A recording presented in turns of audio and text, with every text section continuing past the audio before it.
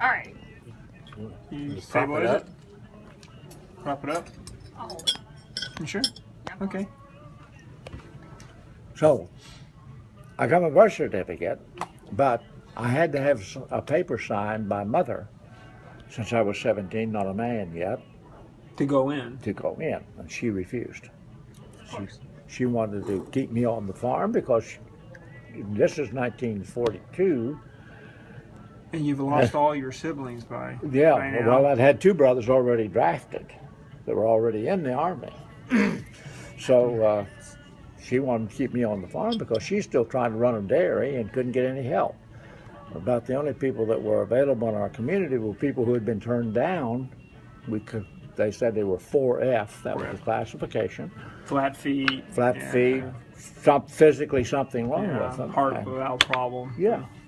So she just wasn't able to get workers, and she just refused to sign my form that would let me go in at 17. And you only How did need you one feel parent. about that? Huh? Were you upset? Well, I don't think I was, because I understood what the situation was, at least. And then, you know, one night you go to bed, you're a boy. The next morning when you wake up, you're a man. Because you reach your 18th birthday, and at 18 you can do things that you can't do at 17 or 16. So then I didn't need her consent. So I went back to go, or I went in to go.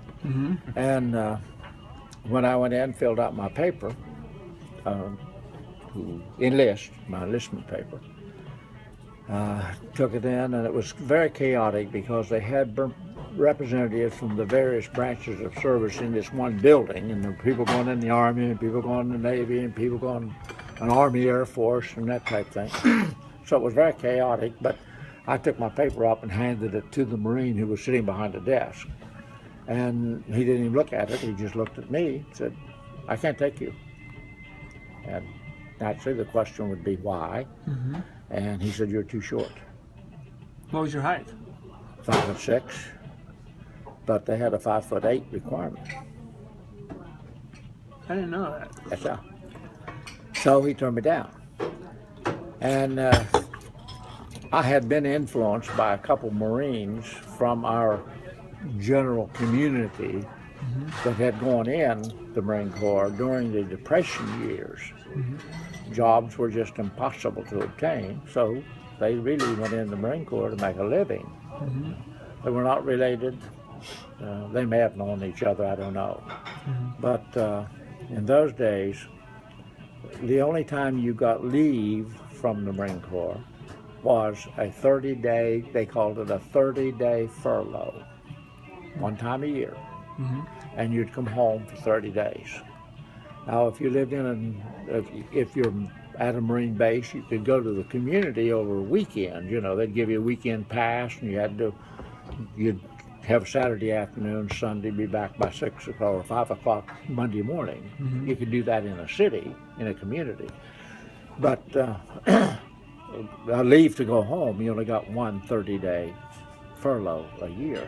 And those individuals would come home on their 30-day furlough. I can't remember ever being there at the same time because they weren't in the same outfits.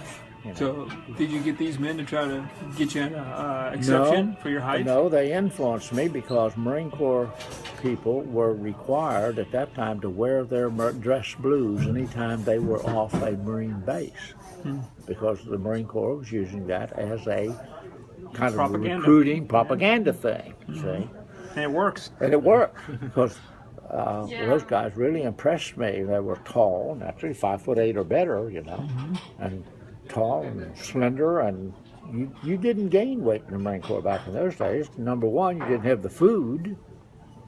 We didn't eat hamburgers and hot dogs every, you know, you ate good food, really.